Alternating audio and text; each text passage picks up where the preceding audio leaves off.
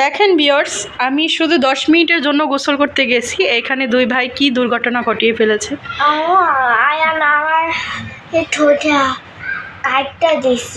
দেখতে পাচ্ছেন, ঠোঁটটা কেটে ফেলছে ছোটজন। আয়ান ওর ঠোঁটে পা নাকি মার দিছে, ওর ঠোঁট কেটে গেছে। কি করছে? এই ওঠো ওঠো, তুমি ভাইয়াকে মার দিছো কেন বলো?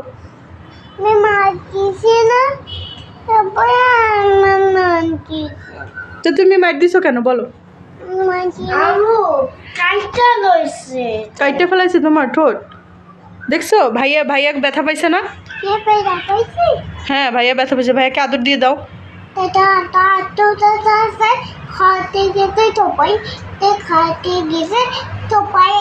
খেলতে গেছে এর জন্য কেটে গেছে।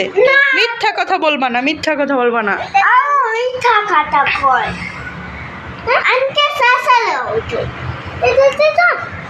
আদর দিয়ে দাও ভাইয়াকে, আদর দিয়ে দাও। দাও আদর দিয়ে দাও ভাইয়াকে, ভাইয়া ব্যথা পাইছে না? একটা পাপ্পা দিয়ে দাও।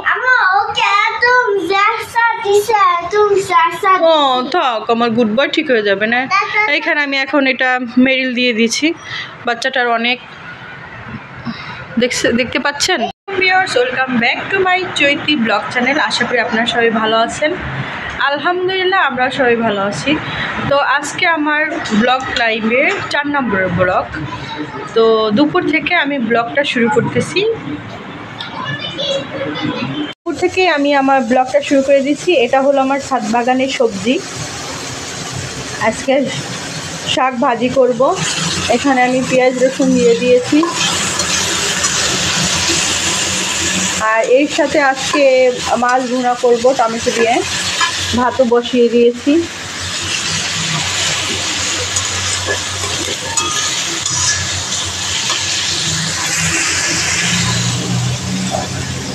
আসলে নিজের কাছে শাক খেতেই মজা আলাদা, কারণ এটার মধ্যে কোনো সার নাই।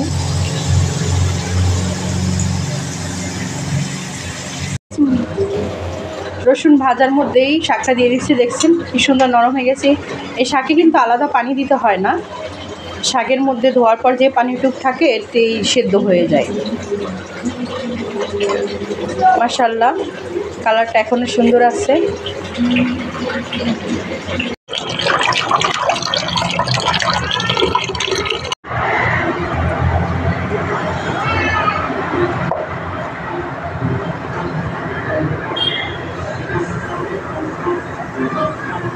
আমার শাক রান্নাটা হয়ে গেছে। আমি এখন ডাল কুটনি দিয়ে এটা ভালো করে করে নিচ্ছি। এইটা আমাদের বরিশাল অঞ্চলে করা হয়, কারণ শাকের মধ্যে যদি আমরা আলু দিই, আলুটা কেমন যেন আলাদা আলাদা দেখায়, তো আলুটা ভেঙে দিই যাতে শাকের সাথে মিশে যায়। ডালের মধ্যে আমাদের শাক রান্না হয়ে গেছে। এখন এটা ভালো করে করবো। আর এখানে মাছের জন্য আমি মাছটা ভালো করে হলুদ দিয়ে মাখিয়ে রেখেছি। ভাজতেছি এখন। আর মাছটা একটু ভালো করে ভাজা কম হলে ওর বাবা খেতে চায় না, রায়ানের বাবা, এই জন্য মাছটা ভালো করে ভাজা হয় না। মাছটা আমার উল্টানো শেষ। দেখেন কত সুন্দর ভাজা হয়ে গেছে। আর পাঙ্গাস মাছ থেকে এমনি তো তেল একটু বের হয়, আমারও তেলটা মনে হয় আজকে বেশি দেওয়া হয়েছে। আমি এখানে মাছ ভুনার জন্য মাছ যে ভেজেছি ওই তেলটাই দিয়ে দেব, কারণ ওইখানে অনেক তেল দিয়ে দিয়েছি, আলাদা করে তেল অ্যাড করবো না।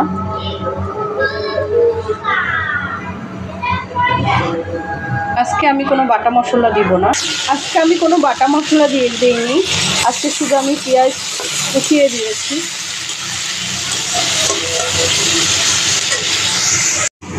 পেঁয়াজটা ভাজা হয়ে গেছে। এখন এর মধ্যে অল্প একটু পানি দিব, যেন মশলা কষানো হবে আর কি। হলুদ মরিচ দিয়ে দিই নেই, কারণ পেঁয়াজের মধ্যে যদি আগেই দিতাম তাইলে হয়তো বা মশলাটা পুড়ে যেত। এর জন্য আগে সামান্য একটু পানি দিয়ে নিয়েছি। এখন হলুদ মরিচ দিয়ে দিব। ঝালটা একটু কম দেওয়ার চেষ্টা করব, যেহেতু আমি শাকে ঝালটা বেশি দিচ্ছি, মাছটা একটু কম দিব। আমার মশলা দেওয়া কমপ্লিট। এখন এটা ভালো করে কষিয়ে নিব।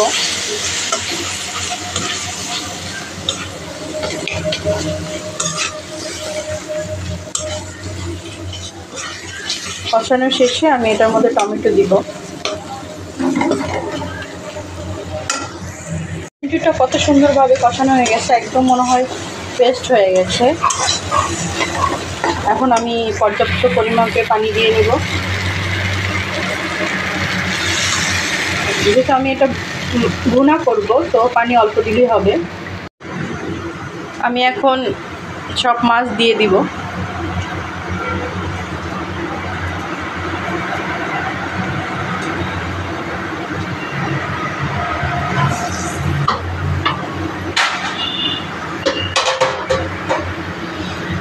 তো আল্লাহর রহমতে আজকে দিনের মতো আমার রান্না কমপ্লিট।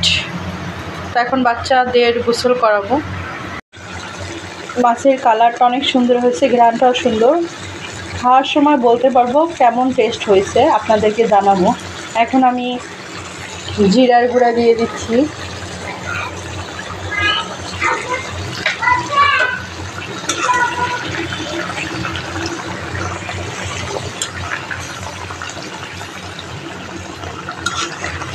আমার তো ঘ্রাণে মনে হচ্ছে যে এখন এই খাবার খেতে বসে যাই।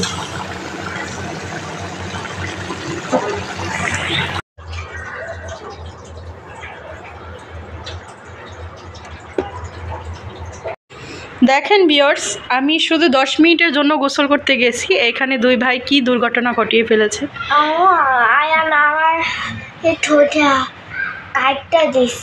দেখতে পাচ্ছেন, ঠোঁটটা কেটে ফেলছে ছোটজন। আয়ান ওর ঠোঁটের পর নাকি মার দিছে, ওর ঠোঁট কেটে গেছে। কি করছে? এই ওঠো ওঠো, তুমি ভাইয়াকে মার দিছো কেন বলো?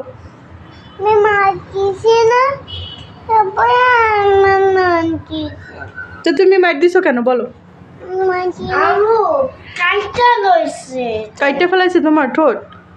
দেখছো ভাইয়া ব্যথা পাইছে না? হ্যাঁ, ভাইয়া ব্যথা পাইছে। ভাইয়াকে আদর দিয়ে দাও।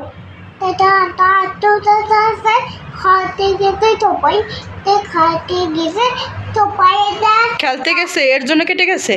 মিথ্যা কথা বলবা না, মিথ্যা কথা বলবা না।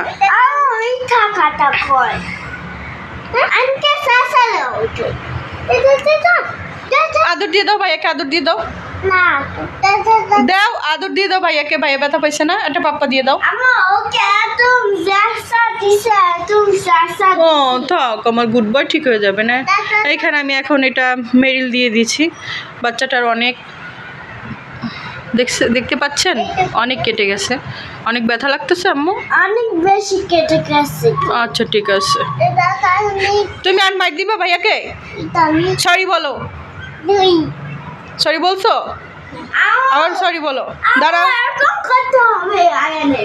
দাঁড়াও দাঁড়াও দাঁড়াও, দাঁড়াই সরি বলো।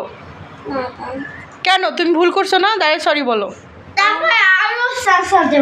আচ্ছা ঠিক আছে, সরি বলো। দেখতে পাচ্ছেন, শুধু 10 মিনিটের জন্য আমি রেখে গেছি দুজনকে একসাথে, তাতে মারামারি করে কি অবস্থা করছে।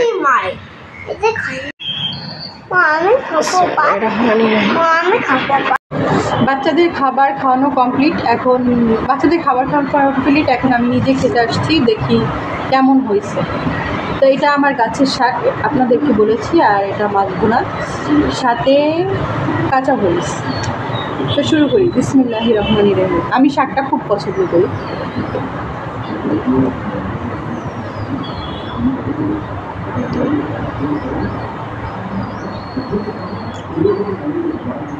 আলহামদুলিল্লাহ, নিজে রান্না করছি দেখে বলি না, মাশাআল্লাহ অনেক ভালো হয়েছে। আর আমি ভাতে লবণ খাই না, কারণ আমি যেই সবজি বা তরকারি রান্না করি ওটা একটু লবণ বেশি দিই।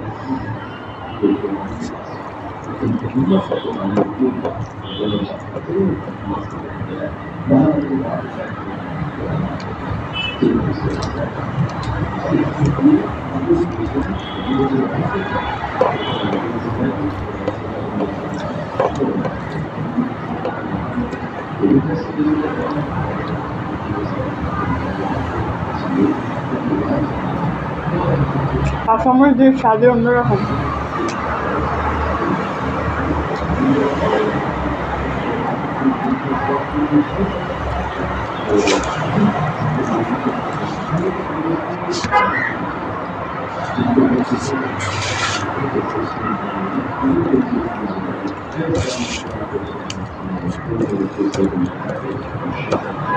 মাশাআল্লাহ মাশাআল্লাহ, আল্লাহর রহমতে অনেক মজা হয়েছে,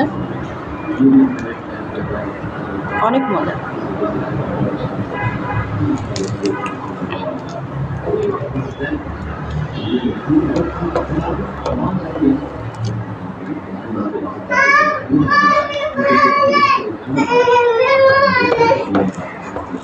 কি হয়েছে, কি হয়েছে তোমার?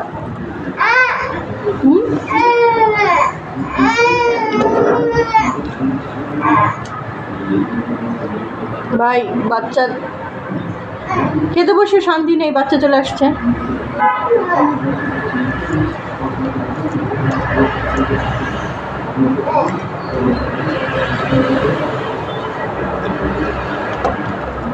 আমি টমেটো দিয়ে মাছ রান্না করছি, ওইটা খেয়ে দেখে।